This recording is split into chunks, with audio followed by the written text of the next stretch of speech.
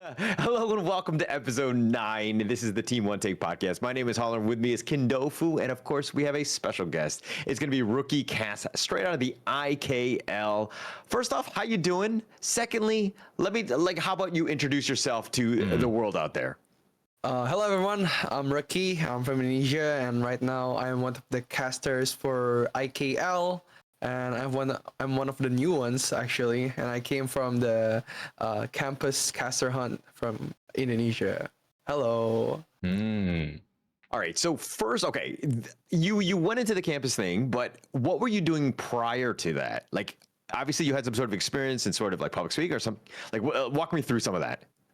It's actually a funny story because I started casting since I was like 16 years old.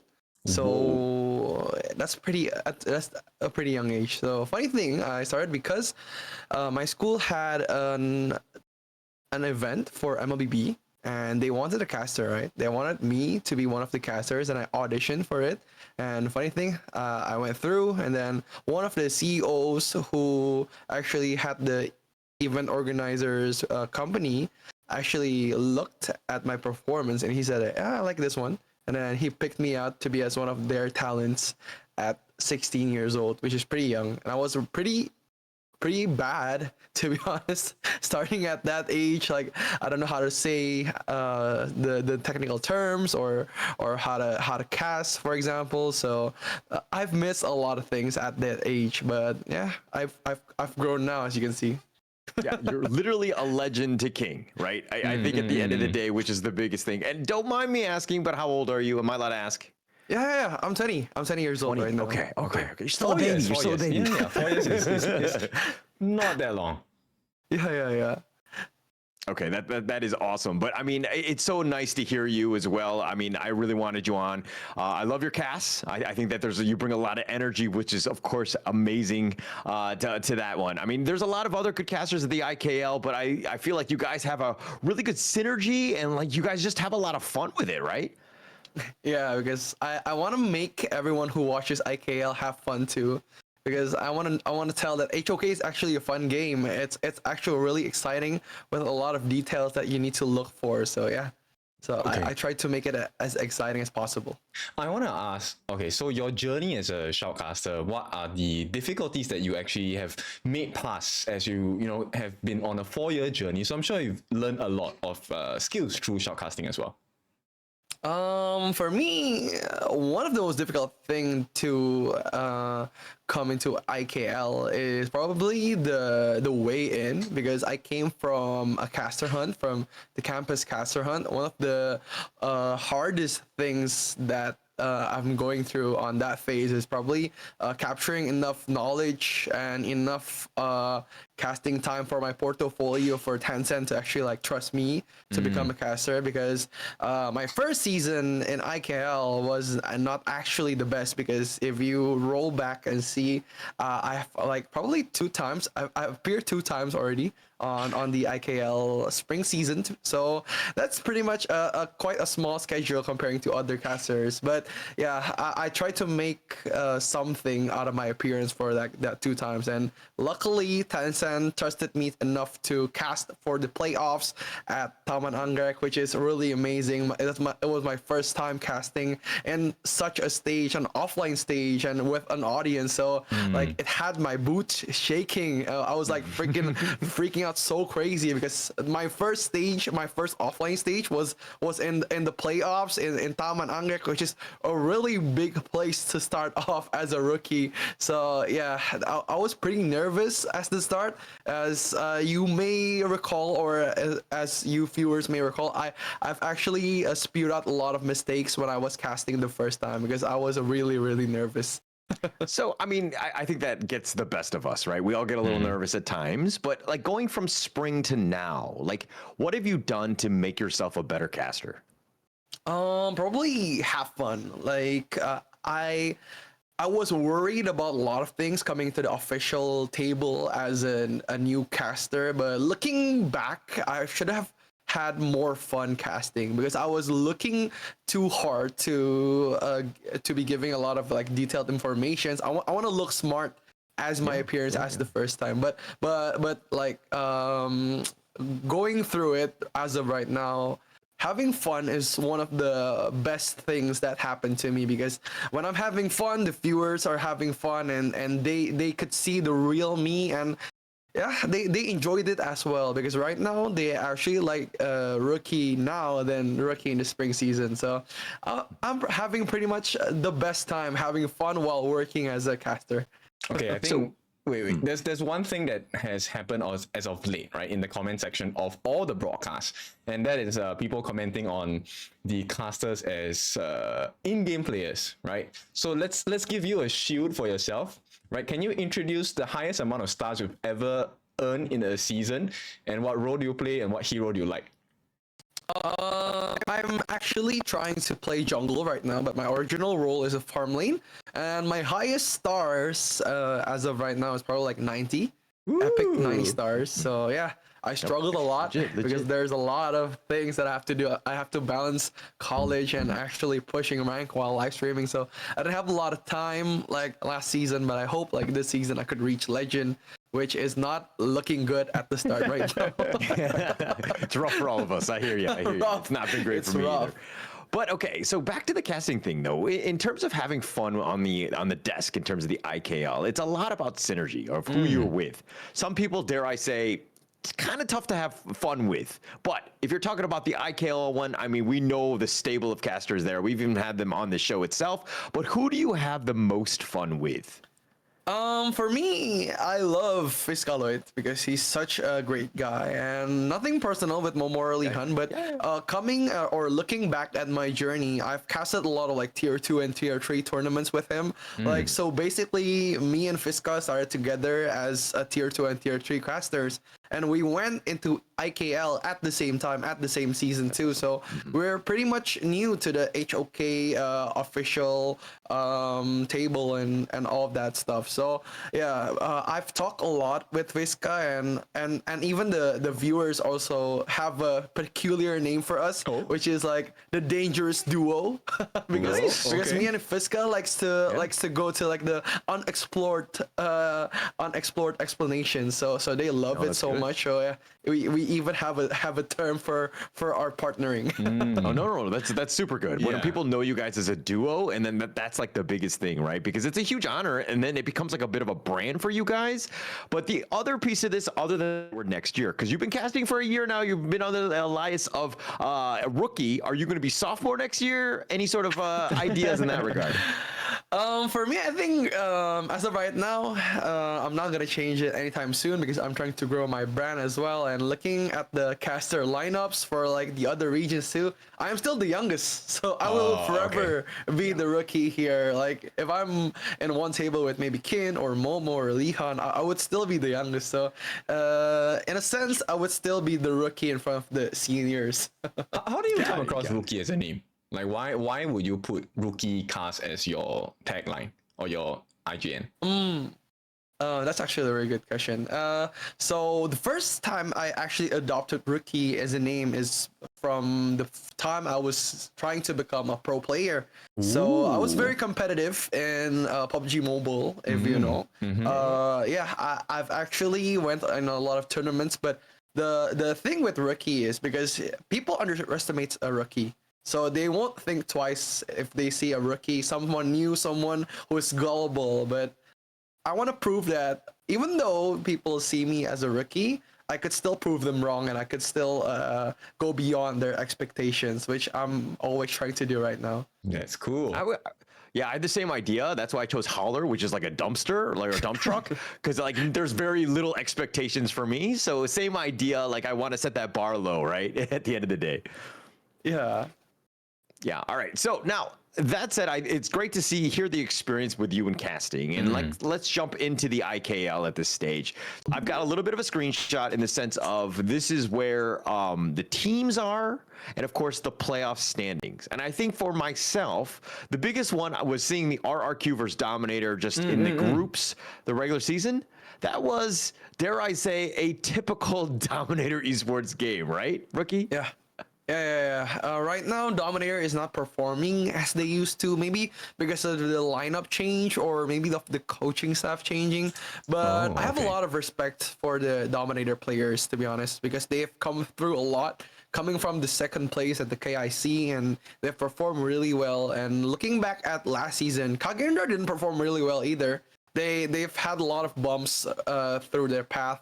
So like I've always said in my streams or in my interviews, like for Dominations, the Dominators fan base, you could just wait because they need process, because this is a new roster with an old team. But I hope that they find their chemistry, because right now playoffs, they have only one life against RRQ, and it's gonna be a difficult game because RRQ is really good now. Yeah. Yeah. I like that he added the now because our RQ at the start was kind of like, what's happening here? Yeah. Because looking back, because I've been a kingdom, right, for quite a long time now, and I've known a lot of like RQ players. They've been underestimated like 100 times.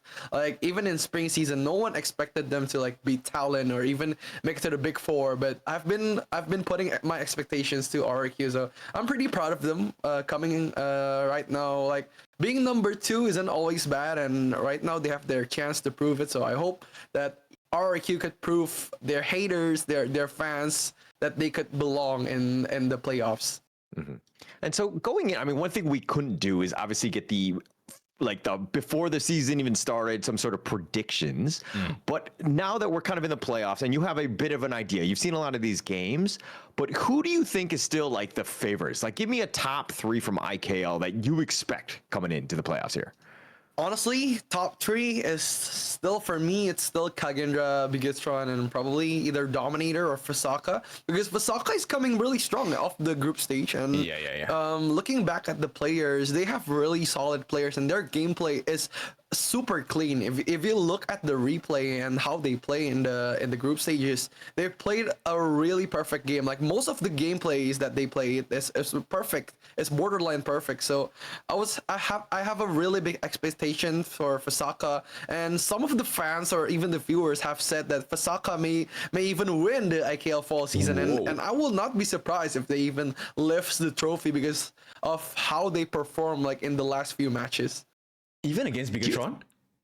Yeah. Even though Bigatron, because Bigatron is one of the strongest teams too in IKL, and looking at Fasaka coming in as a community team and even beating the likes of like Alter Ego, Onyx, MHD, Talon, it's really surprising like how they perform so far. So I think they will keep on like destroying our expectations. Do you think it's also because of the fact that Visaka doesn't play like the big, the group overlord teams more than once? Like it's a little bit of a false confidence, maybe? For confidence, I think Fasaka players have a really unique ego, especially for Nev and Junyong and actually Ball. They have really a really great mentality, because me myself, I have talked with them a lot during the IKL, even backstage. Like I've seen them as a person. They're really confident. They're really oozing with confidence, as you can say, because they as a player, they know that they're strong and they could beat all of those teams. So I like them as a player, but looking at the group stages, I've really big expectations for them, because they talk really big, right? Like during the interviews, during the after matches, they talk like they can beat everyone. So I hope that they can prove them wrong too. Like I want Fasaka to win. Interesting, because Kin exudes a lot of confidence and he talks a big game, but at the end of the day, probably not the same level of Fasaka, right? So it's a whole different story in that sense, right? Yeah. I mean, it's difficult, right? Quiet? Yeah, I mean, getting 100 stars, 122 stars in last season, yeah, that was definitely difficult. So yeah, it's not as easy to ooze aura, right? Yeah. Touche, my friend. Touche. Well played, sir. I can't argue with that one. But let's go back to this one. I mean, if we're talking about the playoffs, I mean, Visaka, the clear dog. I mean, Rookie, you were just speaking very highly of this team. Kagendra, you think, is also going to be the top. But let's talk a little bit of like a walkthrough here. You think RRQ Dominator, a bit of a mix bag, but who do you think is going to win that one? And then the top series, Bigatron by Vitality, Mahadewa, who do you think is going to win that one?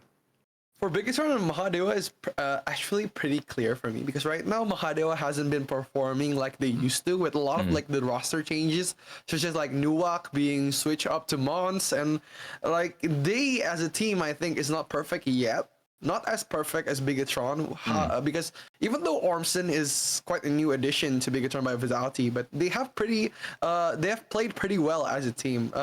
Looking at Mahadewa, as a team, they haven't been performing like I expected. So I think Biggestron is gonna be the clear game here. But for me, Dominator RQ, I think it's up to Dominator to perform here because yeah, they've been underperforming this last few matches, and they have not performed as they used to in the last season. So it's really unpredictable for RQ and Dominator actually. Can I check like the games for this upper bracket quarterfinals, and these are all BO5s, BO7s? I think the first games are best of 3, and after that it's best of 5. Correct me if I'm wrong because we have just uploaded it today. Yeah. But it's play-ins best of usually 3. the best of 3. Yeah, play-ins best 3, top 4 then becomes best of 5s. Grand finals is the only best of 7.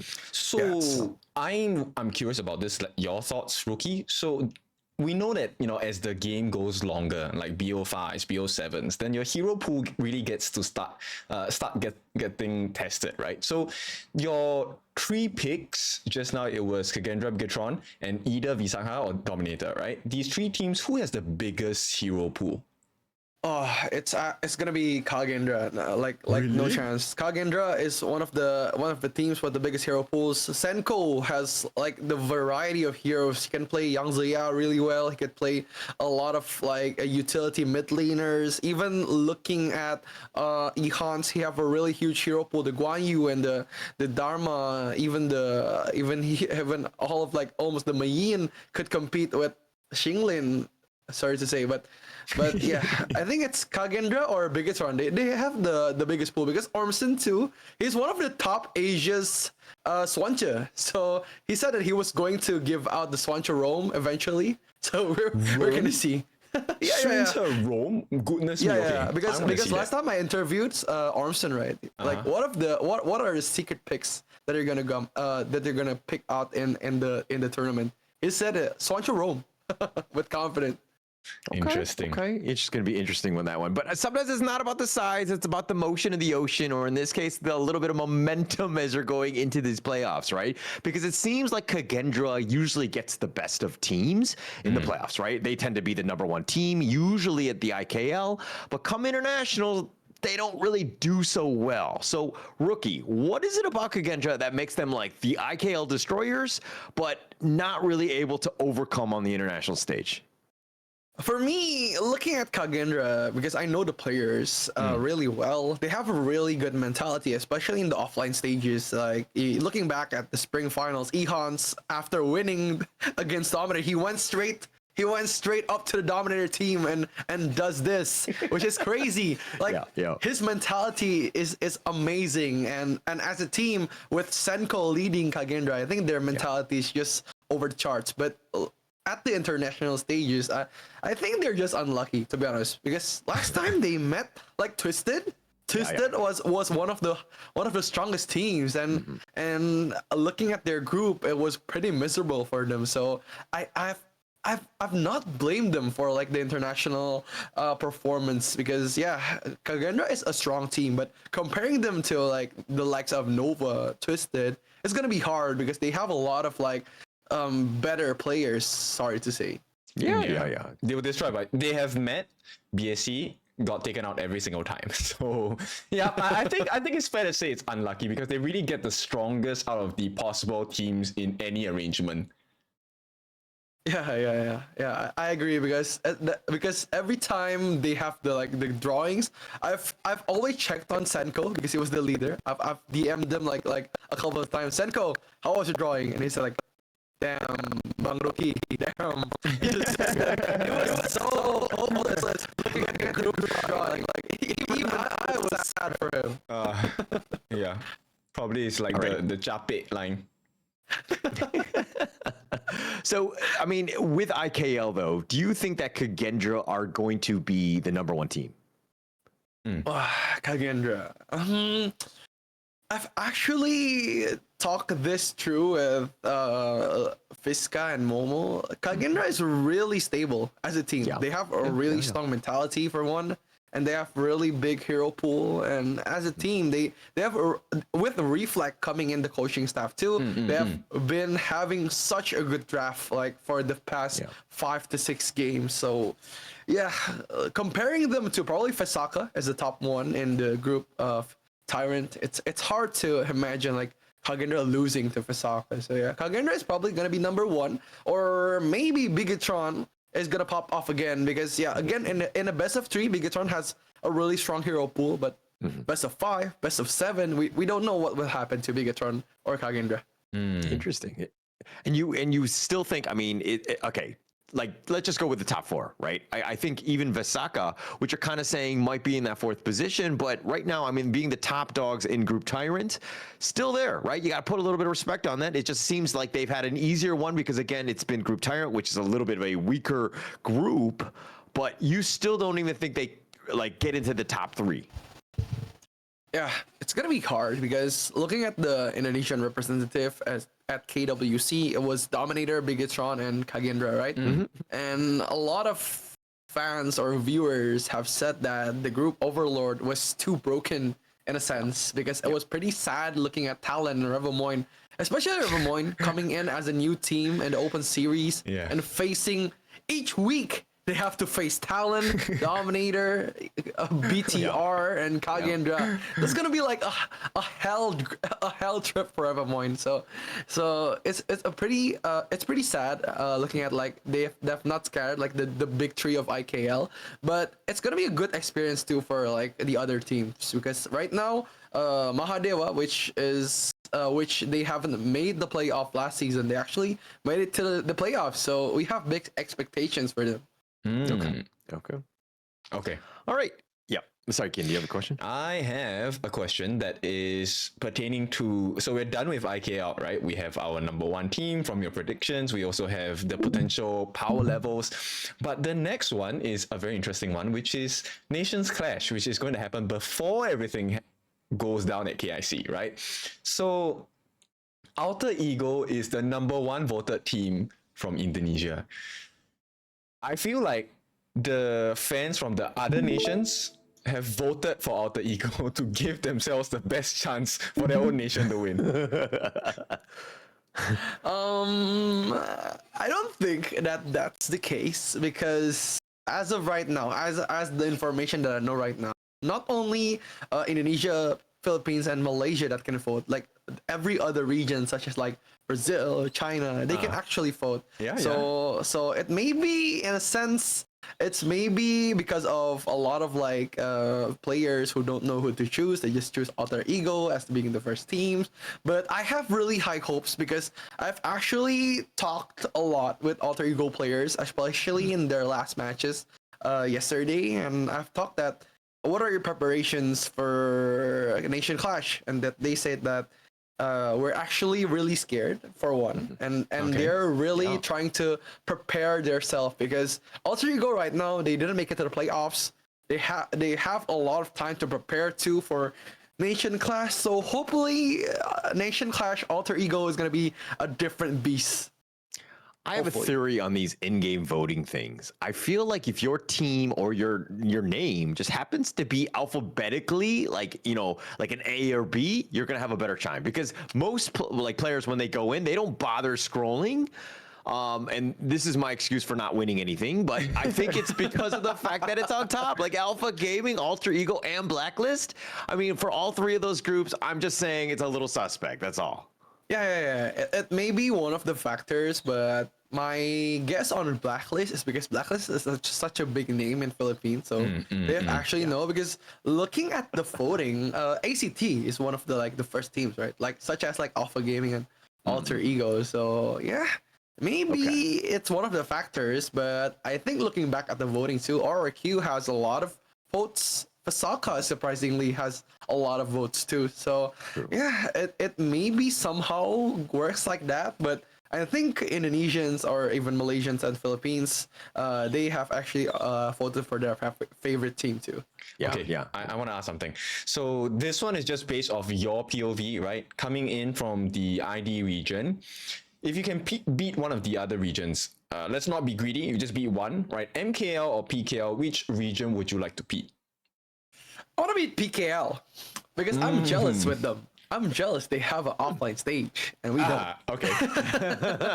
I want to beat PKL just for the fun of that. Because the fact that I'm jealous that they have the offline stages first. Okay. I would have been like, oh, MKL because they're the best. But okay, that makes a little bit of sense too in the sense of the PKL. I think it's actually interesting because, like, you know, Momo-chan and Leon were all both like, hey, we can take on the PKL guys. When we had Dash, who was representing the PKL, he was like, yeah, we can beat the IKL guys. So there's a bit of an in-game rivalry between the two. I think it's going to be super exciting. And this is why the Nations Clash is going to be fun because you're having those three, plus you have MKL, which is, dare I say, the big brother there, but I want to see the other two teams go at it, right? And then potentially take down MKL. Yep. Yeah. We're just gonna sit on the sidelines and watch you guys battle it out, and then we're gonna be best friends with whoever wins.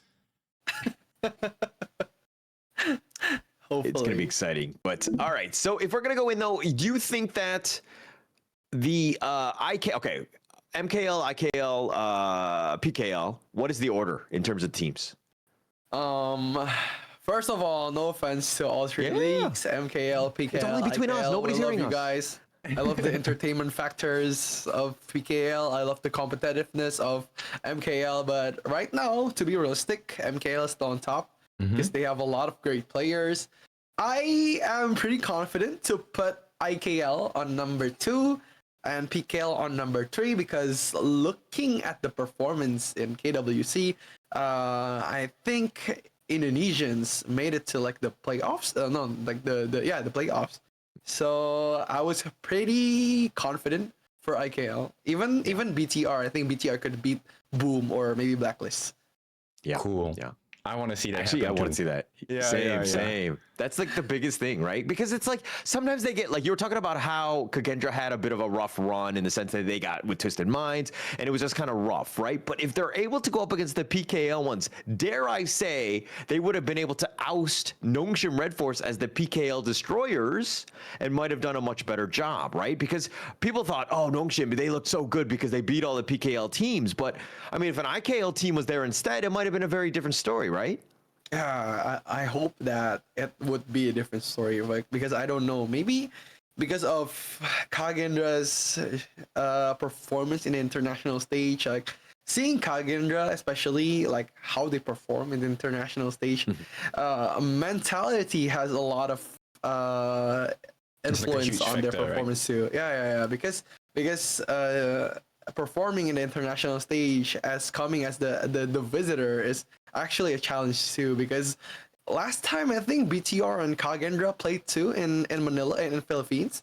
So yeah, they have a lot of like problems too with their internal mentalities. I hope that they could give out the best, especially for the Indonesian fans because we love them as a team and we will support them always. But they have to perform too in the international stage. I think you guys have a secret weapon. Though. We hope. Yeah, because like BTR, they got that experience against the KPL teams, right? And then obviously now in IKL, they're using those strategies and what they've learned. So I feel like IKL has a much stronger learning journey. And I think this is also inspiration for Revermoine, right? Because going in Overlords, they get destroyed week in, week out. Like they have to grow. Yeah, I agree. I think as of right now, BTR and Kagendra is one of the strongest teams in IKL, and I could say one of the strongest teams in Asian right now because how they play is quite satisfying to watch now. Different to KWC, we have seen like a lot of mistakes in Kagendra's and BTR's gameplay, but right now as a team, they're pretty solid. So I'm pretty confident with them. Nice. Okay. Nice. I'm actually super looking forward to this weekend. By the way, it's October 3rd through the 5th. It's going to be the playoffs. It will be live. Sorry, what was the venue again? It's at Lippo Puri Mall. Lippo Mall Puri, sorry. Okay. So you're going to be casting on what days? Every day. I will be there every day. Yeah. Awesome. Okay, so definitely, if you happen to be in the area, please do go see Rookie. We'll have this podcast out before then, so everyone will know, and then they will come and hound you, and they will try to get VIP tickets. I don't know what's going on with that. Potentially going in with Rookie Cast, but how can they find you online? Of course. They can follow my Instagram. It's at RookieCast, like my name and my in-game name. So they can find me on all social medias, TikTok, YouTube. You can follow me there. You can find out like I do live streams almost every day while balancing my college work. So keep on supporting me. Thank you. Yes, definitely support you, as well as what was the charity of choice that was you were going to bring today? So I was choosing on Yayasan Kanker Payudara Indonesia, which is a company that supports breast cancer, because like I've known a lot of people who's suffering and actually going through that kind of sickness, so I wanted to support that too. Okay. Great cause there. And definitely we need that in terms of awareness. Thank you so much. I know you sent me the link, but I was like never going to be able to pronounce that. So I was just like making sure that you did it. We'll have a link to the description. I don't even want to hurt myself or to potentially butcher that name, but Rookie Cast, you did so well on that one. But any final thoughts before we sign out here? Thank you for having me, and thank you for supporting me, especially to Kin and Holler. They have been really friendly to me, like all my journey at the start of my journey as a IKL caster. Kin has been helping me a lot with my analysis, and don't forget to watch IKL, and the playoffs is at 3 to 5 October at Lipa Malpuri, and come say hi, say hello to us. We are friendly, we won't bite you. And thank you for watching today's podcast. Awesome. Thank you so much. We'll catch you guys next time.